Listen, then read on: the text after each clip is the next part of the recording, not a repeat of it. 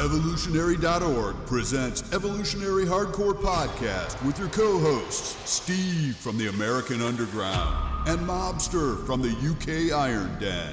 Get ready for the most hardcore and underground info in the industry. And here we go. 10, 9, 8, 7, 6. Evolutionary.org Hardcore Podcast. Coming your way, episode 175, Regan Grimes, Stevesmi here, and I'm joined by my guy from over across the pond, Da Mobster. What's up, buddy? How you doing? It's all good. This is a fella, I think, in a year or two, we could see doing very, very special things, and we're going to get into why he switched classes, is being big, something he was comfortable with. It's going to be an interesting podcast, I think. Yes, it is. So let's get into this, guys. We're going to talk about his steroid cycle as well. It's going to be a fun podcast. He's a Canadian bodybuilder. Regan Grimes is his name.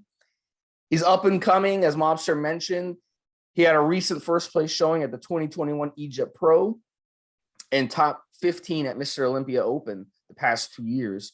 28 years old only right now, so he's got years ahead of him. If he could stay healthy and stay improving.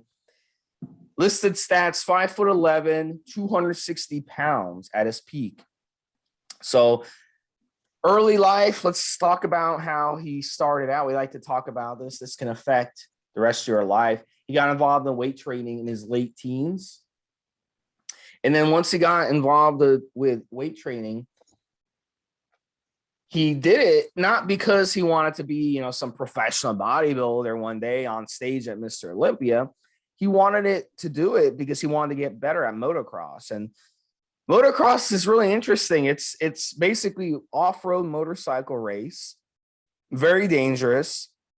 They do these jumps that are very, very risky. I thought I read something about motocross that is actually based in your side of the pond, Mobster, and then it spread to the United States. I didn't know that. I never thought, I can't imagine British people doing motocross. It seems like something Americans would do, but I guess you guys are into it over there. Here in the valleys of Wales, there's a lot of guys who've got what you might call in America trail bikes, which is much the same thing. And there's probably very little difference between a motocross, probably more specific to the sport, and a trail bike, which pretty much lets you go up and down the mountains. And there's an awful lot of guys here, whether they should go where they're going on their bikes, will take their bike out in the back of a van and drive up one of the hills here, 1,800 feet above sea level, with their buddies, get incredibly muddy and dirty. And yeah, some of the guys have accidents. We've had to have the helicopter rescue cars come out and take them down the mountain and whatever, including a buddy of mine back in the days that had some pretty serious injuries. It is tough. The wiry guys are the best. You don't want to be a big muscular guy. You really don't. Forearm strength, funny enough, because it's one of those things that guys were asking for advice on back in the day from myself and other grip gurus, in terms of just holding on to the handlebars and being able to control the bike while it's trying to throw you off like a bucking bronco, and you're trying to take it up, a 1-in-4 incline when you're covered in mud and it's raining and you're going over tree roots and everything else. It's a real good workout. But yeah, these guys typically have two bikes, one for the road, a van or a car or whatever else, and then the trail bike, and go out with their buddies early on a Sunday morning, sometimes to sweat the beer out from the Saturday night and whatever else.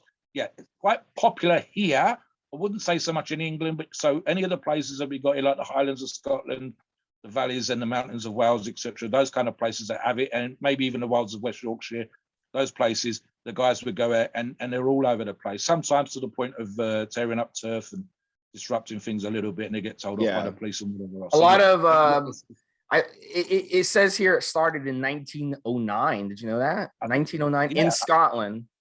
I think probably, did you know when the first had crazy motorbikes? People probably, as soon as a motorbike was invented, people do stupid shit. In the United States, I saw a murder mystery about a guy, these kids, they were doing motocross in some guy's land, and he just got tired of it, and he went out there and just shot all four of them and threw their bodies on the side of the road. So yeah, that's what happens here too. So Yeah, we have that problem. We have that problem too with people do motocross. But man, it seems like a pretty fun thing to do. But gosh, it's dangerous, when you do those jumps and you fall. Fall off a cliff, man. Yeah. If you're stuck out in the middle of nowhere, your buddies have got no way of putting you on the back of the bike and getting you back down to safety in a hospital or wherever else. So you have to get the park rangers and all that kind of stuff come out, and helicopter ambulances, all this kind of thing, and get you off the mountain. And as I said, one of my close buddies is we've trained with, both on the mountain and off the mountain, has had a couple of pretty serious injuries, both of which could have killed him. Certainly the first one, and it's not unusual. Broken legs, smashed elbows, all that kind of stuff. And so yeah, I'd imagine, as you say, Regan getting into this as a young man, I can see the excitement and the danger being attractive, but also, as you say, just literally staying on the bike requires grip strength, and it's like a bucking bronco. So your legs, you get a level workout. The seat is tiny. You're barely a proper bike. You're barely sitting on it. In fact, if you see this done as an organized competition, they'll have some people going up a really steep incline with tree roots and potholes and stuff like this, and they kind of just sit on the motor. They kind of just sit on the petrol tank. I think if there's it's like the size of maybe a table tennis bat as a seat, and your ass is barely on it. And so you're doing an awful lot of leg work. You're trying to pull the bike around. It's trying to throw you off. So it's a hell of a workout. I think you've got hill climbs with cars, very, very similar, where they're literally holding onto the side of the car. You're hanging out at the side of the car just to balance it to get up these stupid inclines. Same process with this kind of thing. So not for me at 300 plus pounds, and certainly not for me 57 years of age, but I can see the attraction for a young athlete like Regan getting into this and then thinking, right, I need to toughen up. I need to get more leg power. I need to be able to hold on to this thing. I need to be able to jerk the bike around. Sometimes they're almost kind of pulling the bike over and getting it over obstacles. So, they're not heavy bikes, but nevertheless, when you're tired and you're up the mountain, it's going to feel heavy. So yeah, get in the gym, get conditioned. I can see what Regan was doing it for. Well, while he was doing, weight training in the gym, I could also imagine this going on where he was just some newbie. He admits he didn't know what he was doing. He just would look up different muscle groups and see what exercises worked with which ones on his phone. And that's the way he first started to train. Look, we all started new. I'm sure if I went back and I watched myself train for the first time, I'd probably laugh at myself as well. So he was in that situation, So a year into his weight training, he started building an impressive physique for an 18-year-old. It was obvious he had very good bodybuilder genetics. So he decided to switch and go from motocross to bodybuilding and entered his first show. After he finished his own show, he kept switching between different divisions. Mobster and I talked about it on the pre-show. He wanted to find out which he was a better fit with. Obviously, the open competition, highest level, that's like heavyweight boxing. Everyone wants to watch the heavyweight boxing match. Like nobody cares about the lightweight division. But some guys, if you really are into boxing, you'll like that because it's a lot of technique. It's a lot more action going on. But if you're just a weekend boxing watcher, you want to see the big guys. It's the same thing in bodybuilding. And I think that's why he kept switching back and forth. But yeah, Mobster, go ahead. Yeah. Rather than read out the great long list, guys, refer to the article because he's done a lot of competitions and a lot of different divisions. There's two things which occurred to me. One, which I'll get onto in a second, which we talked with Steve in the pre-show. And the other one is, I think I forget, even from my own perspective, he's a young guy. And you and I know this, Steve, just from our own perspective as when we were younger. You want to do different things. And any guy that's coming into training now, and especially in the last 5 to 10 years, well, as Steve said, whether it's looking at your phone, using a laptop, a pad, whatever else, there's so many different things out there. And if you're Regan's age, which I don't always remember, there would be a lot of things to catch your eye and catch your attention with your young muscular physique. And you go, oh, should I do this? Oh, should I do that? So there's that. The second part, which Steve and I referred to in the pre-show, and I said it was interesting for me that when he got good, he ended up doing a couple of classes, kind of a back and forth between the open and another class. And I said to Steve, what stuck in my mind, and I think this is Regan's kind of hinted at this in his own responses from that time and more latterly, and that was he had to get big. I think right now, Steve, you said 260 at the beginning. That's probably his stage condition. I'm talking about a video that I watched this morning. He was 280 in the off season and is relatively lean at 280. And I think what happened a few years ago, regardless of trying out the different classes as a younger man, as he's matured physically, he's seen that he can do really well in the sport.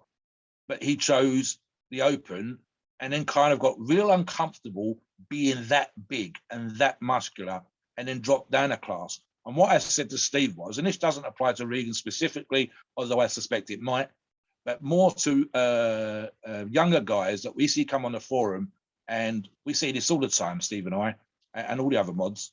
I want to gain 20 pounds. I want to gain 30 pounds. I want to be 3% body fat.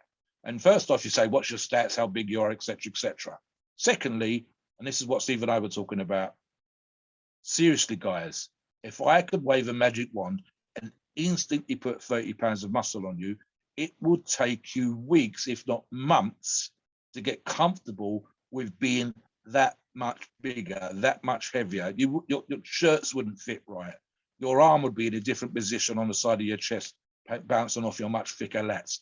Your legs would be rubbing together. And that might be the kind of dream for you, but it still takes getting used to. And I think what happened with Regan is that in order for him to be big in the open class and be freaky in the open class, he had to get to a certain size. And that was something that he'd never experienced before. And sometimes it's a gradual process, which is perfect. A few pounds at a time, which is what Steve and I, Dylan, etc. on the forums talk about. We say 5 pounds, 10 pounds at the most, but adding 20 pounds, adding 30 pounds is a head fuck. And it takes getting used to. Your heart and lungs don't like it. The food you've got to eat is harder than your digestion. Adding 5 pounds is comfortable. And I think this is what happened with Regan. Being freak size in the open class as a young bloke, because he was a couple of years ago, and he's only like in his early 20s now, was a head, well, I say mid-20s, was a head fuck. It's just not something you can get used to straight away, unless you were big to begin with and you get bigger. This is not what we're not talking about. We're talking about a young man that's grown from motocross into bodybuilder, different classes, different divisions, and then got into the freak territory. And I think it was just something he couldn't get his head around physically, mentally, all the things that were required, the PEDs that were required and everything. And I think he had to go away and do the other things, see where he was with that, see where he was in terms of growing into those classes, whether he was going to do really well, and then deciding, you know what, I think I feel more comfortable now being more bigger, more muscular, having to do what I need to do. Coming back, I mean, we're talking about 28 years of age, so he would have been 26 years, a couple of years ago. Coming back, 28, he's at that time. Don't forget, guys, we're on the forums, we talk about 25, 26 as being the right kind of age for using performance-enhancing drugs and knowing what you need to do in order to grow into that size. So this is what's happened in my mind. Now, he's 280 in the off-season. Now he's doing those things that need to be done, which we'll get into when it comes to nutrition, training, being coached, and so on and so forth. Now he kind of feels okay being a freak, being that size, walking around like that. But I said, like I said, guys, it sometimes, and I've been there, I'm sure Steve has back in the day, you don't do training and not want to be big and strong. You're not doing the stuff that we've done in the past and to get as big, as strong, or whatever as we are now. But it should be a gradual process because it becomes something you can get used to. And the idea is sometimes doesn't match the reality. And I think that's what's happened with Regan. The reality was he felt uncomfortable. He felt too big. Maybe he didn't like how people were looking at him. Maybe just couldn't get his head around what he would need to do when it comes to performance enhancing drugs. And it took him those 2 years to get his head around it, to become comfortable, and suddenly decide, right, I'm going to go full bore. I'm going to give it everything I've got. And I'm now mentally and physically ready. Back to you, Steve. Just do a flashback a little bit and how he started out, Mobster. So as a teenager, 2012, Ultimate Fitness UFE bodybuilding contest, middleweight, first place. 2014, first place. Gosh, at the Luchka O'Brien Classic Juniors bodybuilding heavyweight. That was in Ontario. Second place, 2 divisions at the 2014 Ontario Provincials. So he was tearing it up as a teenager in his native, Yeah. locally. locally in Ontario, locally. So he wasn't going up against the big mammoth guys across the border yet. 2017 as a pro, competed in 3 competitions, 5th place at the 2017 Tampa Pro and Wings of Strength at Chicago Pro. He also got 2nd place at the Vancouver Pro. The next year in 2018, he got 1st place at the New York Pro Men's Classic Physique, 8th place at the Olympia Classic Physique. He got 3rd place at both the 2019 Japan Pro Men's Bodybuilding and 2019 Romania Muscle Fest. The next year in 2020, first Mr. Olympia appearance in the open competition, he got 15th place. The next year, he also got 15th place. So let's see how he does next year at the Mr. Olympia. I think he's going to do a lot better, Steve. Yep. A lot better. The person I think, yeah. I mean, he should get top 10, no doubt, if not higher. Yeah, so yeah. The person he's being coached with right now, which we'll get to in a minute, is probably one of the best in the industry to get him there. And he's doing everything right now. I think that's going to have him, as you say, top 10 for sure.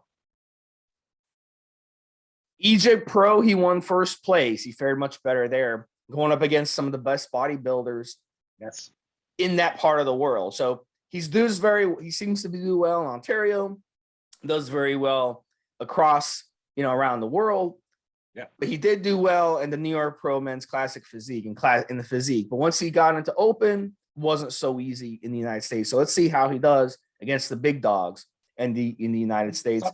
Yep. Something very quickly, Steve. It might actually be him being a little tiny bit crafty, because we do talk about getting qualified for the Olympia, right? Is it easier to qualify in India, China, Japan, or wherever else, get your qualification, then come back to the US and do the big competition, rather than stay in the US and go up against a much, much bigger genetic pool of very, very good bodybuilders? The other countries have got great bodybuilders. Let's not say that they haven't, but there's probably an awful lot more people training and competing and a much higher standard overall.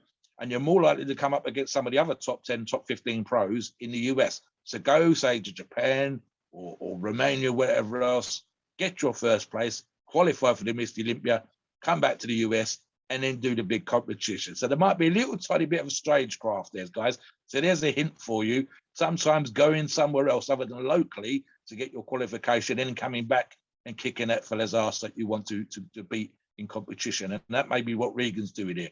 And that actually ties him with something else that I mentioned in the pre-show, which is, and I've just said just now as well, is he's doing all the right things to get his qualification. He's doing all the right things to take that step forward. And as Steve and I have both said, these things, the way that he's being, and we'll touch on social media in a little while as well, everything he's doing makes us think top 10.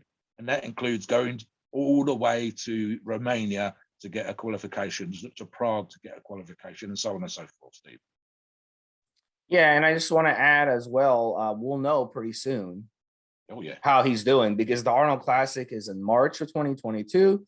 He's going to be going up against Cedric McMillan, William Bonat, Brandon Curry. He's going to be going against guys. And Brandon Curry is a Mr. Olympia winner, and he's got his fair share of top 3, top 5 finishes at Mr. Olympia. So we'll know pretty quick if he can hang with these guys.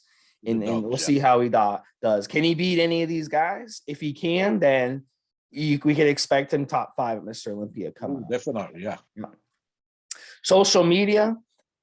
Now, he's not a household name yet, but he's going to start gaining popularity. He's already popular in his native Ontario, native Canada. So Canadians go crazy over this guy. So he's got close to 2 million followers on Instagram. He's also picked up several repping jobs. This allows him to bodybuild full-time. GAT supplements, Iron Bull Strength, which is training equipment. The Beard Struggle, which sells grooming products for the beard. So he's got everything covered in terms of repping. So that helps him pay the bills as he's trying to work his way up in the bodybuilding world. So he also has a YouTube channel. He posts a lot of training, diet, posing, and advice. If you read the article, you can see the link to that, or you can just Google for him. So Mobster, follow up on that and then talk about his training a little bit. And I'll get into his nutrition. He has an advantage, I believe, because he's a good-looking fella. that it's got they've got the young man's hair thing going on with the kind of sort of borderline quiff / hairstyle. It always looks a bit raggedy when he's training, but trust me, when he's not training, he's getting the spray out, he's putting the products in there, and he's getting that looks a certain way, and he knows that. And again, that ties in what I said about being professional and doing all the right things. So, for example, something I said with Steve as well, which applies, and we've addressed this in previous podcasts when we talk about being a bad boy or a good fella or whatever on social media. Regan's really got his social media down pat. I mean, Steve says close to 2 million. If he's not there, he'll be there or thereabouts very, very soon on Instagram. He's got something like well over 250,000 subs on YouTube. He's bound to have stuff on Facebook, which I haven't checked out yet, but I'll include that in the show notes. And when for example, the person he's being coached with, which again I'll address in a second, he puts up videos of the two of them training together. So obviously you can see how he coaches Regan. And then Regan puts up videos on his own channel, which have probably almost certainly got more followers via Instagram and so on. And Regan's version of the same thing, which is essentially just a workout, is on another level. And it's on another level compared to most other athletes, including top 10, top 15, other top 10, top 10, 15 guys that are in the Olympia. So for example, he's got music on there, whether he's paying a license or whether he's using license-free music, copyright-free music, but there's background music going on. It's carefully plugged. He's not pushing products too hard, but it's there and you can see what's going on. You can see from the two videos, one person's holding a phone, someone else is holding a camera, and then I think the fella that does the videography for Regan has got the full rig, the full balance set up, Steve. So he's put the money there. He's got this people doing the right thing. He's doing the same stuff that I've mentioned in previous shows when I said the trick is sometimes to let the videographer earn the money from YouTube, from the views and from the ads that are linked to YouTube. And then you make the money from repping. You make the money from the products that are being pushed, and you make the money that way. So that way you're encouraging the videographer to do a fantastic job to make you look as good as possible, because the better you look, the more money the videographer gets via the adverts that are placed on YouTube. So that's me. I think that's what's going on. And to compare the two, literally, for example, whether it's a shoulder session, which I've watched, or a leg session, you can watch both videos. You'll see different angles, but the level of professionalism in the video and how the social media is being used is it's a level above on Regan's side of the table. It just is. And it's dead easy as a way of seeing, right, the information that these coaches putting out is spot on. There's no mucking around there. But if you want a professional looking, slick, dynamic, marketable product, that's what Regan's putting out. And that he's acting like someone who's already won the Mr. Olympia, Steve, when it comes to social media. Hell, you can watch Ronnie Coleman's stuff, and Ronnie's got people that do that sort of thing for him. And it's a level down because, you've got Ronnie sitting in a chair reminiscing. You've got, stuff that's been cut from videos that he did 20 years ago, which is fun because they're amazing at the time. But it's a level down because Regan's got that. It's like he's got a team. Steve and I talked about, I think, one show, the one that we recorded prior to this one, where we said on Instagram, sometimes you can see the marketing team. I don't know if Regan's got a marketing team, but it feels like that's how this is being approached. Properly, professionally, like a business. And I suspect, Steve, he's probably getting more money per view, per show, per video, per whatever, than most other pros for the amount of work's put in. So if there's someone who's comparable that's coming 14th, 15th, 16th, whatever in the Mr. Olympia, and he's got a YouTube channel, and Regan's got a channel, I reckon for every buck that the other fella's making, Regan's making $3. And that's how it's approached. That's how it comes across. So that's, guys, if you're going to do it, Regan's a good example of doing it properly. Back to you, Steve. Yeah, man, for sure. So let me get into his nutrition a little bit, and I'll let you hit his training.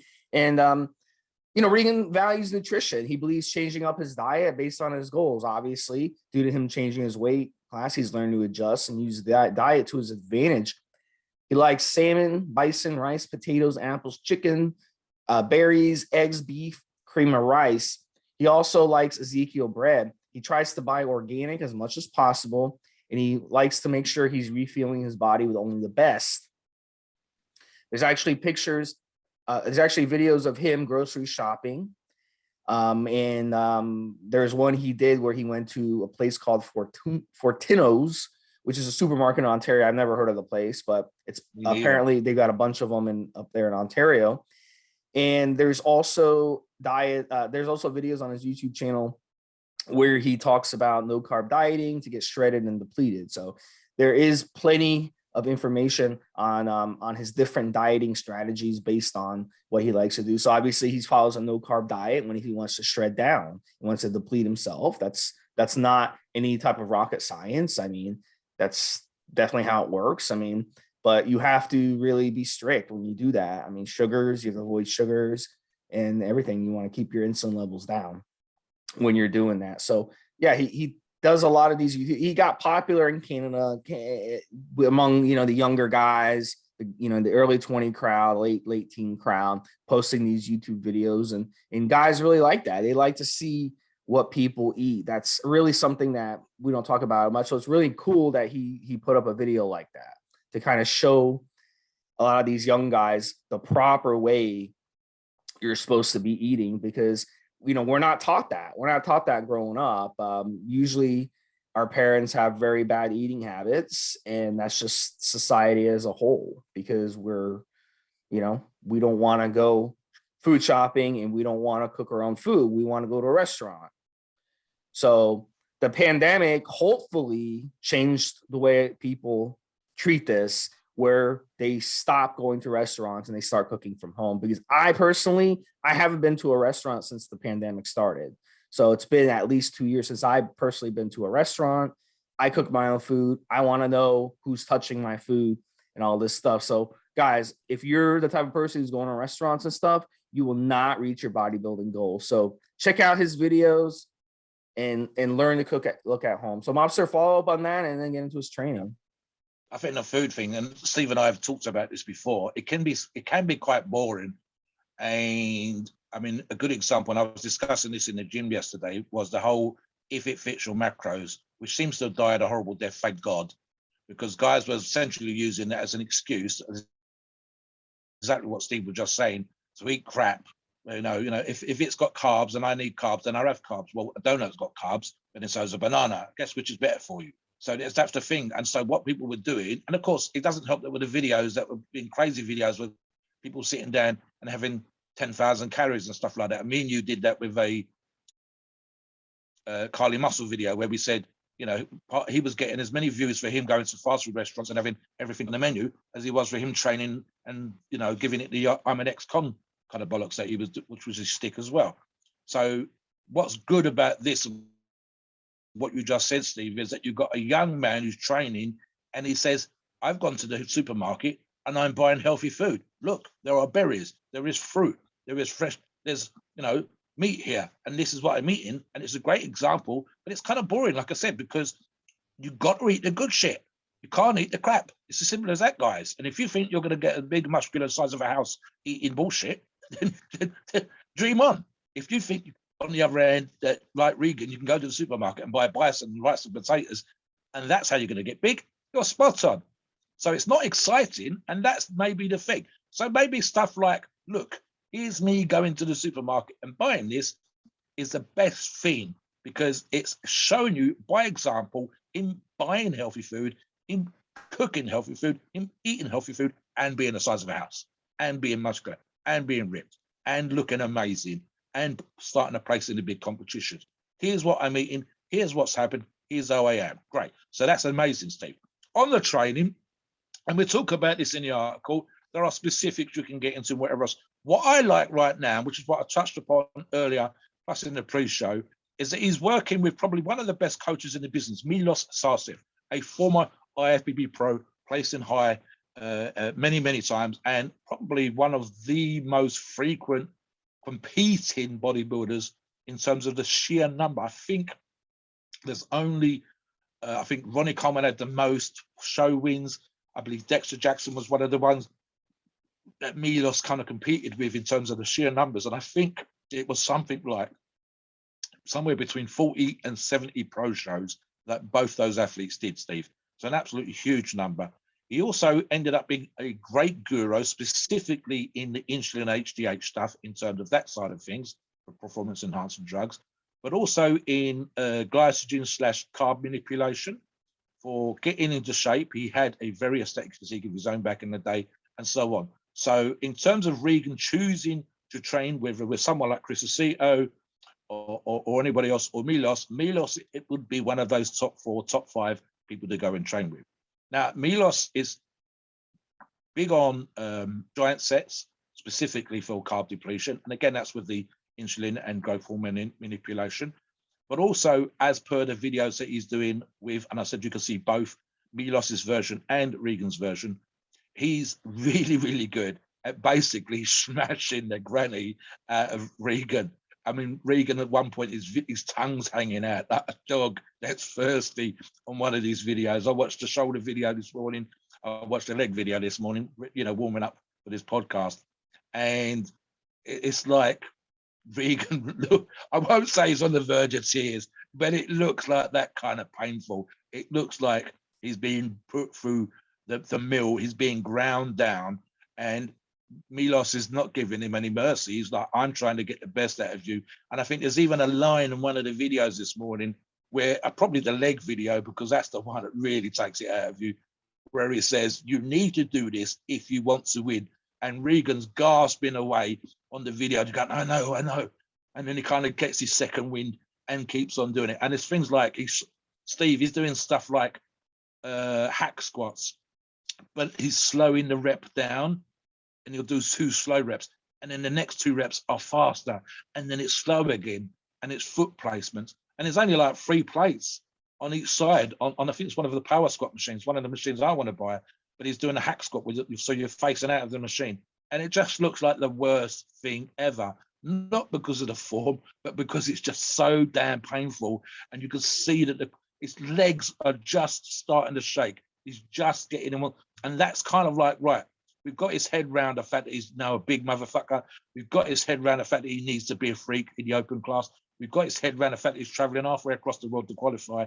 Let's show him that next level of training that's going to take him all the way potentially to an Arnold first place, all the way potentially to winning the Olympia, because this is the next level stuff that you're going to do while I'm coaching you, while you're doing this stuff. And there's no let up. I mean, all the videos, Doug, so whose video you're watching is edited. So there might be a bit where he staggers off to the toilet. There might be a bit where he says, no, and goes across the gym. You don't see that. So it looks like it's nonstop.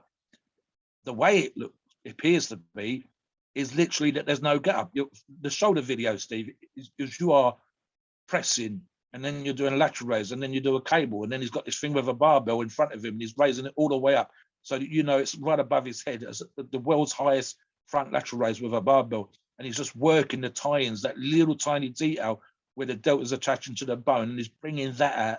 And it's just, I mean, it looks like a 10-pound bar, Steve, but he's hanging out of his ass. He's just grinding. And Milos is there. And he's like, I think I said the same thing about Dennis James working with Big Ramy. I'm your buddy, but when it comes to the gym, we're not friends. And I don't care if they're in pain. I don't care if you're uncomfortable. I don't care if you're tired. And Milos is like that. He's like a smiling assassin, Steve. Oh, you do really well. Do some more. You're in pain? Okay, keep going. It's that kind of thing, Steve. There's no mucking around. And it's a great way of showing, and that goes back to what I said about the size and the nutrition and the PEDs and everything else. And even the shopping video that we were talking about with the healthy foods. The young guys need to know that you can't drug your way to winning the Mr. Olympia, that you can't eat crap your way to Mr. Olympia. You have to work hard, eat clean, and use PEDs properly. And Milos is there lashing away with the whip and making this world-class bodybuilder work fucking hard. And when he doesn't want to, when he's tired, when he's hungry, when he's depleted, especially when it comes to competition time, as it will be very, very soon, when he starts to deplete and diet down, Steve, and still be there lashing away, still making you the best. It's one of those things you're probably going to hate him while you're training, but you're going to love him when they hand you the first place trophy. Back to you. So let's follow up on that with his PED talk. So, he took some heat. He had a rapid transformation from 17 to 22. And, I have a sneaky suspicion, Mobster, that doing the motocross got him some connections. And some of his peers, even I'd say most of his peers doing motocross, they also mess around with anabolic steroids. So he got involved with them at a young age. And I think using them and lifting combined with his genetics, it was kind of the magic potion. And he realized, whoa, I'm not like my motocross buddies here. They're using anabolic steroids and they're doing some weight training here and there and then going on their bikes, but they're not growing the way I am. So there's something here. Big responder, hyper responder. Yep. So his transformation from being the skinny 17-year-old to 22 and looking like a beast. Yeah. And now, the way he looks now. Oh, he's on another level. Yep. He's 15th Mr. Olympia. So I could make the argument he's the 15th biggest bodybuilder in the world. Yeah. You're 15th right Mr. Olympia. Yeah. Yep. And going to be top 10, going to be top 5. So we'll see this year in 2022. So a lot of people gave him some heat. A lot of people said, they made some comments on social media. They're like, oh, he upped his carbs here or there. That Nutri-Grain bar after curling got him those arms. And yeah. So no one buys that he just magically transformed just by, having this great diet and busting his ass in the gym. Obviously, it was steroids. So he has got great genetics, and that will include, as we talked about before, Steve, which we will specify. But we said this before, guys. You have to have great genetics for your response and how you handle performance-enhancing drugs. So, but he was athletic as a motocross biker, a rider, and he had a good physique then, and then he got a great physique. So that comes from genetics, obviously. You can. Like I said just now, the training, he's being killed in the gym by Milos. And again, that's not, you don't just take a drug and instantly you become capable. That's bullshit. But as you said, here's the truth, and this is what I think we should say when we're talking about performance enhancing drugs here, Steve. The step up from the class he was doing before and motocross back in the day to what he does now to become top 15 in the Mr. Olympia. That's the difference.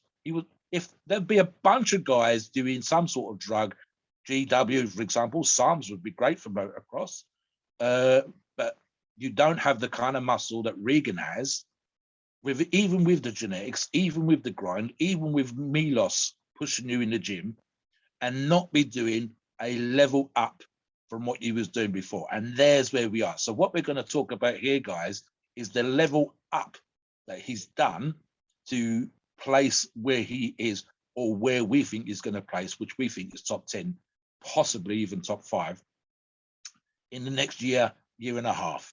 So it's that level up again, but you do have to be able to respond well. I could not do this cycle. I would hate it. I would be sweating. I would struggle with the side effects and so on and so forth. Arguably, I do very well on small amounts. I suspect, Steve, this is on a level again above anything that you've ever done, but we don't have Regan's genetics. So it's that thing. And of course, there's even a better argument, Steve, that in order for you to be the Mr. Olympia, an Arnold Classic winner, there or thereabouts, the first, the second, or the third place, you almost have to have an expectation that you need to be doing this kind of stuff. The reality of that, of course, guys, if you're listening, you don't. Unless you've got Regan's genetics, unless you want to win the Arnold, unless you have a fucking good chance of winning the Arnold, you don't need to do this. But Regan arguably does. Let's get into the specifics, Steve, what he does, what we think he needs to do. But now, as you say, around the time of his Egypt Pro win, and between there and the next competition, from here to the Arnold, what do you think? So we can kind of speculate, what did his cycle look like ahead of the Egypt Pro when he won first place? So right off the bat, HGH and insulin, those are the two things these guys are using, look, you can't have this huge monster physique being an open competition just by using steroids. It takes a lot more. And HGH insulin is a big part of it.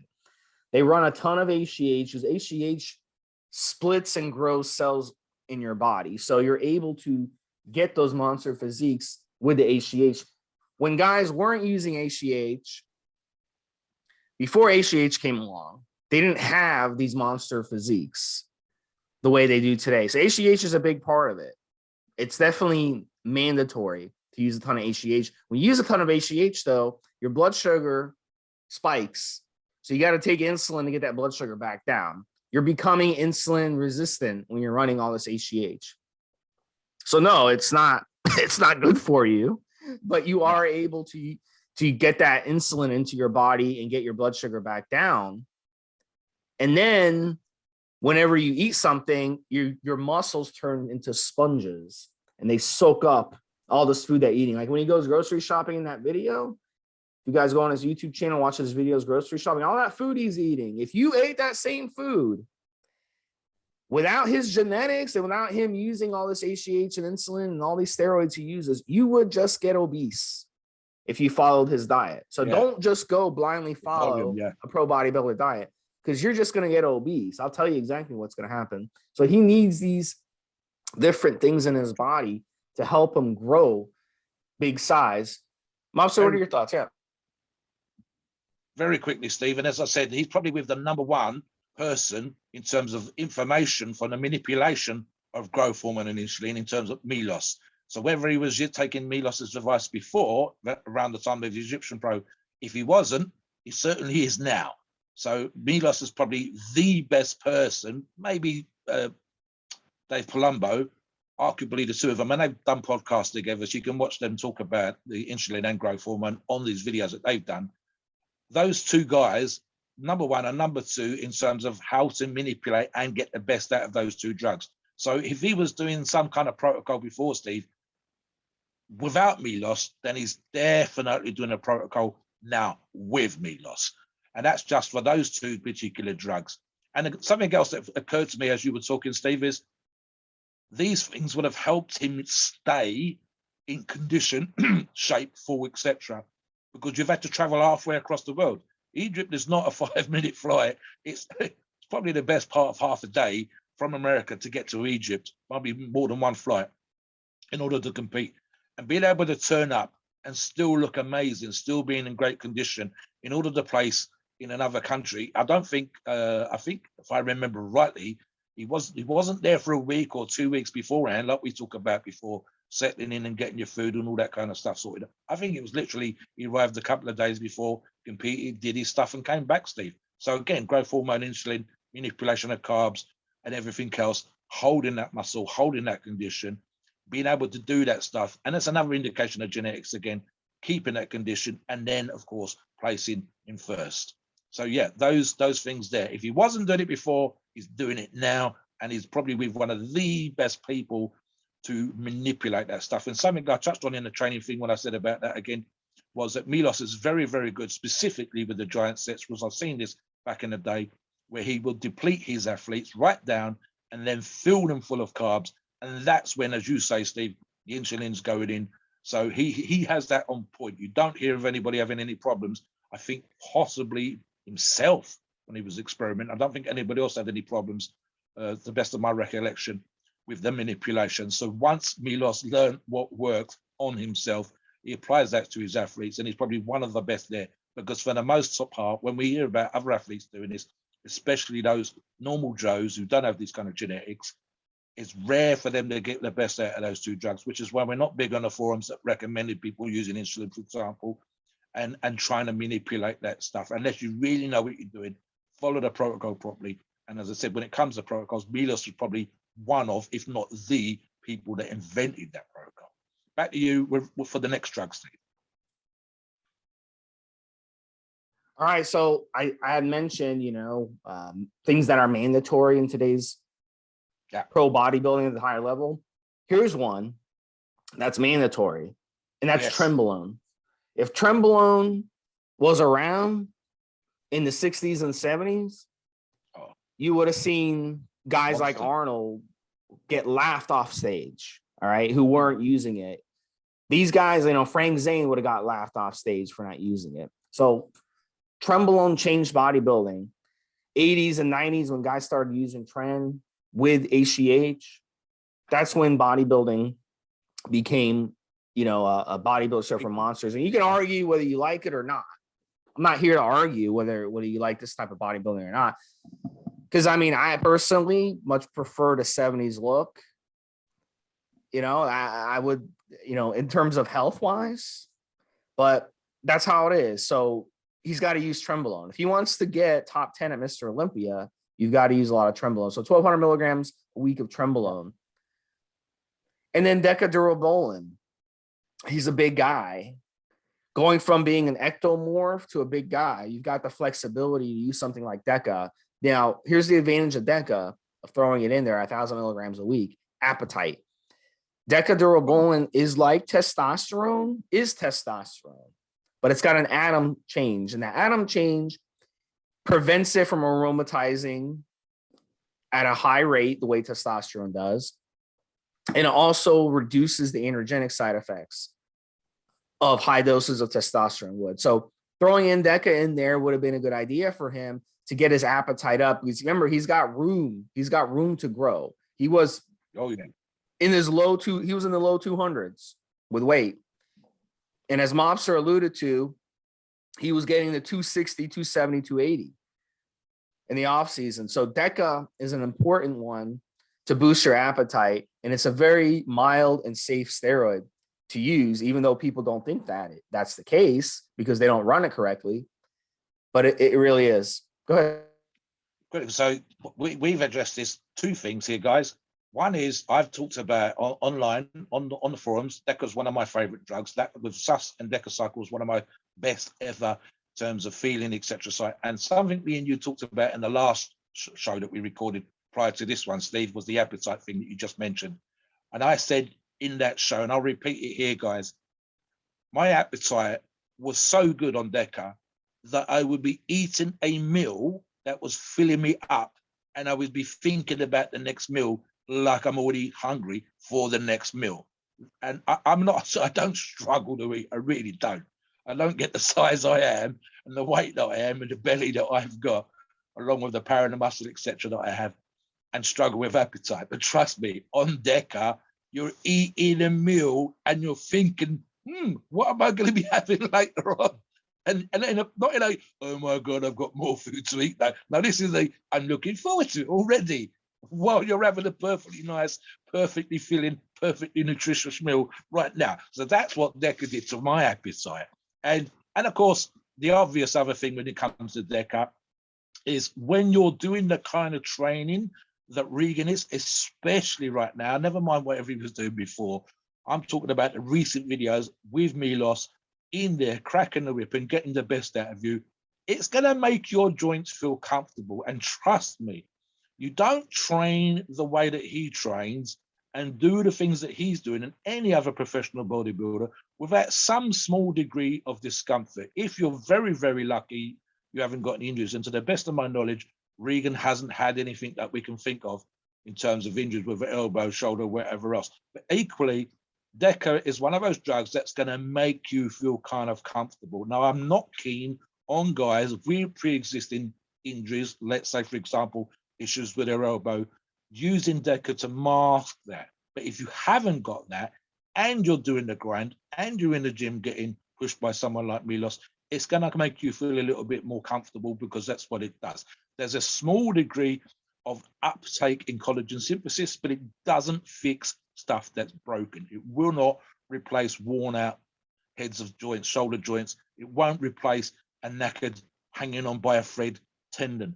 It will increase some synthesis of the material that builds that stuff up. But trust me, if you're using Deca and you feel good, you're more likely to push yourself harder, which kind of brings you back to back to the first place that you started from. So guys, don't think that it fixes injuries. It doesn't. It can make training with an injury easier to do. And it will certainly make him more comfortable if he hasn't got an injury during training. So there's a plus as well. But appetite, another level, Steve, for sure. Back to you.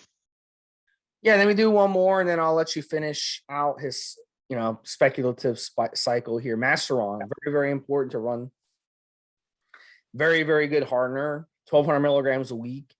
Masteron, if you are just a normal gym rat, Masteron does nothing for you except harden up your muscle. Really, it's pointless.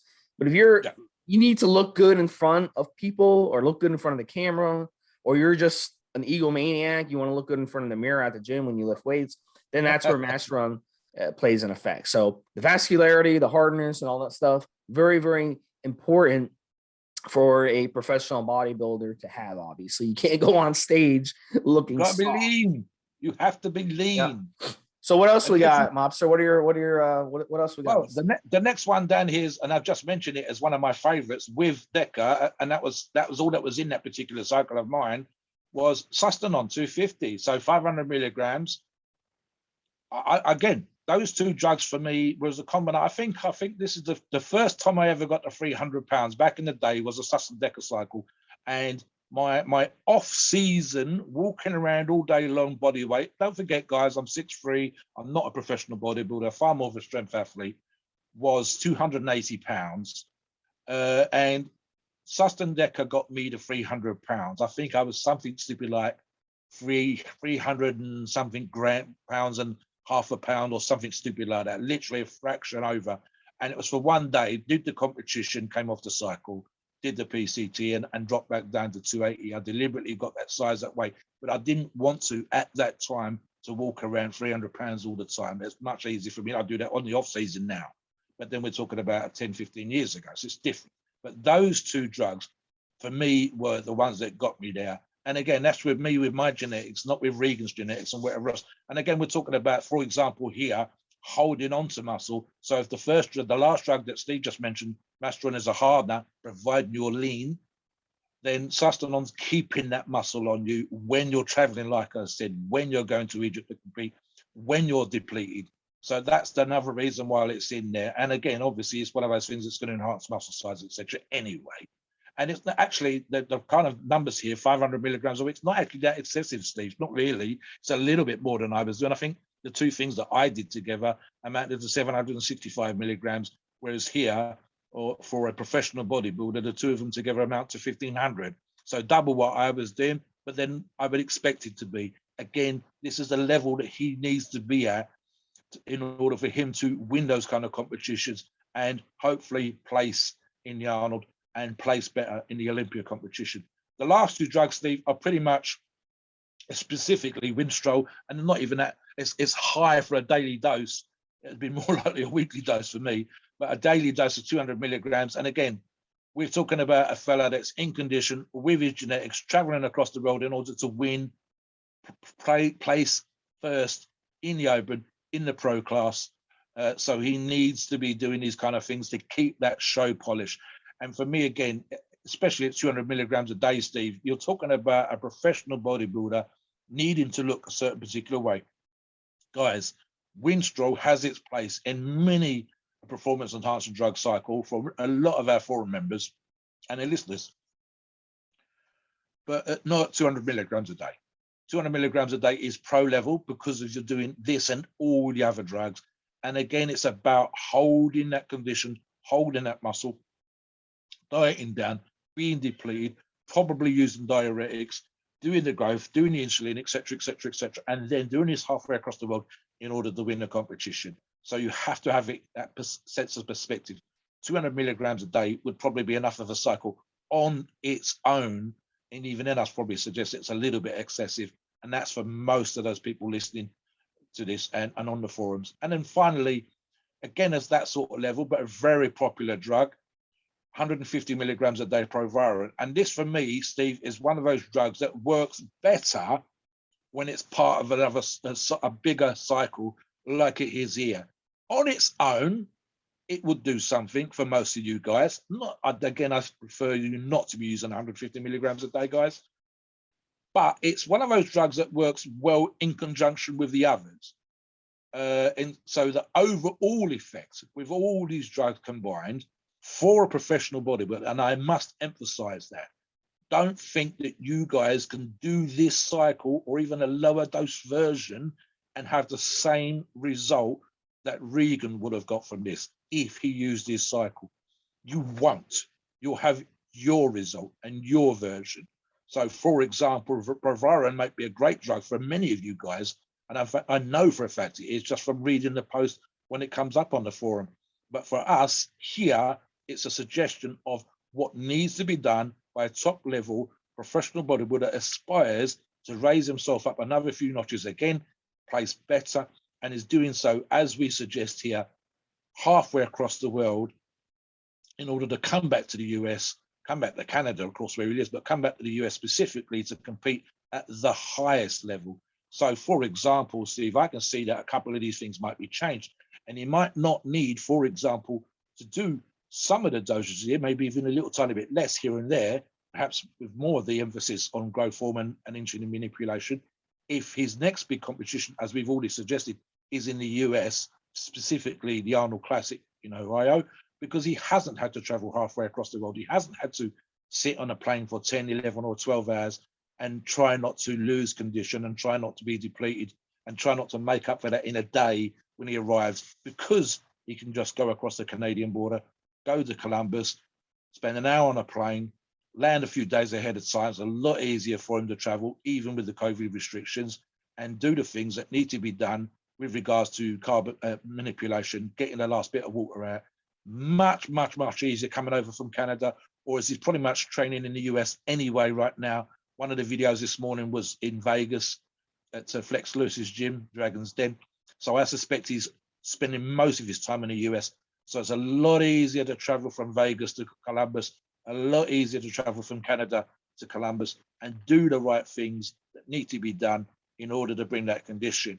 What will be interesting, Steve, and I won't finish off just yet because I know you've got something to add, is I want to see what he looks like ripped on US soil. I have seen a couple of his overseas photographs, and he didn't quite bring that condition when he came back to the US. So he qualified by looking damn good overseas. In fact, something else that came across was that there were photographs and videos of him in his room and doing whatever needed to be done. And I was thinking he doesn't look ready. And then tanned up with a little bit of glaze on and then put up against the others underneath the stage lights. It was on another level again. So he surprised me. And it was just a great example of what putting tan on and getting stage ready. And the last 24 hours, as an example, again, made a difference to him and against the other athletes that he was competing against. He won't have to do half those things in terms of traveling and all the stuff that I've mentioned already, because he's already in the US, and it's going to be, he'll probably arrive ahead of time for Columbus. And something else, even with the COVID restrictions, getting his head on and doing everything else spot on as he is going to be one of those things where I suspect if he needs to, he'll make sure he's there ahead of time so that there isn't any holdups, there isn't any issues with flights and restrictions and whatever else. Back to you, Steve. Yeah, keep an eye on him. It's going to be exciting to see the last few guys we've been doing. These are up and coming guys that are going up the ranks. So we'll see if they can take the next step. There's always the factors, and everyone's got to deal with the COVID thing. So I hate that. I hate that excuse. I see people always bitching about COVID this, COVID that. We're all going through the same thing. Okay. Everybody. So yeah. So, stop bitching about it. That's how it goes. I'm sorry. It's an inconvenience. These bodybuilders, listen, at the end of the day, they have every advantage at their disposal. They could do this for a living full time. So really there's no excuse for them. They can get a home gym. They can do whatever they want. Yeah. They just left it too late to travel. And then they cried about how they couldn't do this, that, and the other. And the other guy. Procrastination is not an excuse. People who procrastinate in life, they never get to where they want to go. So if you can't even get your shit right, the competition was going to take place for months. Tough shit. Yeah. You don't tell me that you can't travel when you knew for months that there might be restrictions. Go to a place 2 weeks ahead of time. If you can afford it, book a room, go on Airbnb, get your shit sorted. It's not like these places that have these competitions aren't nice fucking places to hang out for a week or two. Yeah. You know what I'm saying? And enjoy enjoy the city. I mean, Orlando, Egyptian Las fun, yeah. Vegas, New York. I mean, wow. I mean, oh my God, I don't want to stay Make in some those money places. there as well. You You're a know, professional bodybuilder. Go do some seminars and do some posing exhibitions. Make some bucks. Go do videos for the companies that you're repping for in those countries. Show the Egyptians the product line that you're working with, whatever else. Go to do some expo work while you're over there. And if nothing else, like so the guys that were going to Kuwait for 3 months, no excuse. You got the guys that were saying, oh, listen, I couldn't get a flight and it's a 16-hour flight to Australia. Well, I'm sorry, you had weeks for that competition. The only issue is when the competition dates have been changed. And like you just said, Steve, everybody's had to deal with that. So no one arguably had an advantage there. You all have to deal with the same shit. And yet some guys are able to organize the shit and some guys were not. Now, something you say in the article, which touches on what we're talking about here right now, as you say, he has a very good head on his shoulders. I suspect, and I'm just basing this on what we've done as the pre-show research for Regan, is he has his shit down pat. He's organized. That's why he's able to travel to those countries, compete and win and come back. He's working with probably one of the best coaches in the industry. He's shown you in that video that we talked about, he's eating properly. He's got his head round, as I said earlier on in the podcast, got his head round being a big motherfucker. He's doing everything right. The only thing, I mean, I talked about this before, Steve, just for you and I, when we competed in our own chosen sports, the only reason someone beat us is because they were better than us. If we do everything right, if our food is right, our rest is right, our training is right, if our head is in the right place when we're in the gym and we're smashing it, we're destroying, we're breaking muscle down, we're fueling them back up with food, we're rebuilding muscle with food, we're getting our nutrition in, and someone else beats us, it's because they were better. So right now, Regan is doing all the things from every aspect. He's sponsored, he's traveling, he's qualifying, he's being coached by one of the best in the business, he's eating properly. If he's doing half what we suggest in his performance arts and drug cycle, that's the reason why he will place better. And with that head on his shoulders as a professional, and what I mean by professional is I don't just mean someone with a fucking pro card, because trust me, guys, there are 1,000 athletes out there with pro cards. Most of them you've never heard of. Regan is making a name for himself because he's got his shit down pat again on videos, because his social media is up there, because he knows how to rep. And I don't just mean, Steve, we see this, we see it on the forums. I've repped. And it's a different thing from being given a free fucking t-shirt and a shaker and being asked people to use your code versus working the industry, working like a professional is supposed to work. And what I mean by that is qualified, nice, slick videos with a great videographer working behind you. Marketing team, if you get to that level, people that are looking, you know, working with a tanning company, working with a massager, physiotherapist, all these kind of things, doing the stuff every single day. For example, again, Ronnie Coleman and Jay Cutler, 2-3 times a week, getting deep tissue massage when they were at their absolute best as Mr. Olympias. That stuff is uncomfortable. It's time consuming. You're a professional athlete with a lot of calls on your time, and yet 3 times a week outside of the gym, outside of your training, outside of those 6-7 meals a day, you're getting deep tissue massage and you're breaking down. That stuff is uncomfortable, it's unpleasant, it's expensive, and it's time consuming. And yet they were able to do it. They were able to find that time. They had a good support team, but it's still time consuming. Just being driven there while you're trying to do other kind of work. All these kind of things. And Regan, just for our research for this show, he seems to have every single aspect right now, Steve, covered. Nutritionally, performance enhancing drug, working with one of the best coaches, working with the expert, probably the expert for growth hormone and insulin, and winning those competitions overseas, and then coming back, training in some of the best gyms in the world, doing every single thing. That's the element of professionalism that I'm referring to. If he gets beaten, it's because the other athlete was a bigger, better athlete, a greater genetic freak. So if, for example, he comes up against Brandon Curry and Brandon wins and Regan is a second or a third, it's because you're coming up against a Mr. Olympia, that level again, another 5% better genetics. there's nothing more you can do that what you have done, because he's already doing every single thing, in my opinion, that needs to be done in order to get the best out of himself. Now, if he can just keep going, keep letting Milos push him in the gym, keep pushing in the nutrition and doing everything else as well as he seems to be doing right now, there's no reason for him not to place better. One of the things I think, Steve, that possibly will help him a little bit again is he does have that kind of round aesthetic look, probably because he was a lighter athlete to begin with, that a little bit with the curve into the smaller joints than, say, for example, a Nick Walker. And potentially just, and it's a silly little thing, and it shouldn't matter, but it kind of does, is probably because he's a slightly better looking athlete. And if that just for commercial purposes and from a judging perspective gets you a point, then I'll take it. If that means I've got to comb my hair and groom my beard and I win because the person next to me didn't do those things, then I'll take it. And that's stagecraft again. So we'll see. But I think all things considered, you and I talked about it when we say someone to watch. Regan is there. I think he's going to be one of those guys, if he just gets now a little bit 1%, 2% better, there's no reason for him not to be top 10. There's no reason potentially for him to be top 5. And again, Nick Walker's a great example of someone who's been doing everything right for years.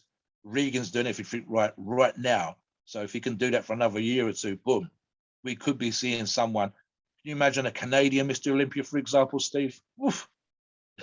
We can. A few of the fellas on the forum would go crazy. They'll win a Mr. Olympia before they win a Stanley Cup. That's the ironic thing, because no Canadian teams won a Stanley Cup in I don't know how long, like since the early 90s. I think the Montreal Canadiens. So they'll win a Mr. Olympia beforehand. But yeah, they'll go crazy. Close the borders. Yeah. Close the borders. We'll have to keep an eye on Regan for sure. Yeah, we'll have to keep an eye on him. Let's see if he can do it. So take us into the disclaimer, buddy. As always, please note we're not doctors, and the opinions on this podcast are ours and ours alone. It's our view and based on their experience and views on the topic. Our podcasts are for informational and entertainment only, and the freedom of speech and the First Amendment applies.